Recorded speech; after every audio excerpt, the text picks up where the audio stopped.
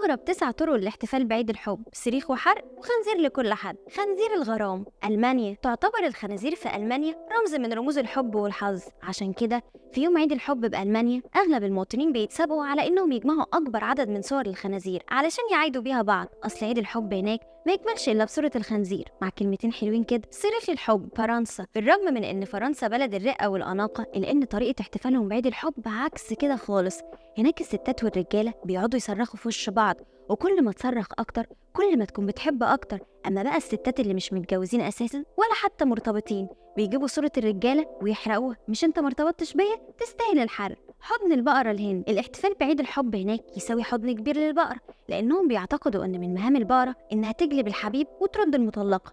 قال يعني دي مش مهام الست خديجة المغربية، بس يلا هنمشيها البقرة لأجل عيون الهنود. ده غير إن حضن الهنود للبقر بيساعدهم نفسيا في زيادة الشعور بالفرحة والسعادة، وبيحسسهم بالاحتواء. الله يكون في عونهم. معلقة العش. ويلز. في ويلز دخلوا على الجد من الآخر، أصلهم ماشيين بمبدأ أقرب طريق لقلب الراجل معدته، عشان كده جابوها من قصرها. وبدل ما يهدوا بعض بشوية دباديب، لأ، بيهدوا بعض بمعالق خشب يستعملوها في الطبخ. وانتي وشطارتك بقى، كل ما تعرفي تطبخي أكتر كل ما هتملكي قلبه أكتر. ملابس وأسماء. جنوب أفريقيا. في جنوب أفريقيا البنات سواء كانوا مرتبطين أو سناجر بيشبكوا أسامي الرجالة اللي بيحبوهم على قماش لبسهم الخاص، وبيحطوا القماش اللي مكتوب عليه اسم حبيبه جوه أيقونة على شكل قلب كنوع من التعبير عن الاحتفال بشكل عيد الحب. رش المية. بولندا. رش المية ما طلعش عداوة، لا، ده طلع محبة في بولندا. في يوم عيد الحب شباب بنات وولاد بيبدأوا يرشوا على بعض مية وعطور كعلامة على إن الشخصين دول بيحبوا بعض. وكل ما سعر البرفيوم يغلى كل ما ده يدل على الحب الكبير اللي بيجمعهم أكتر.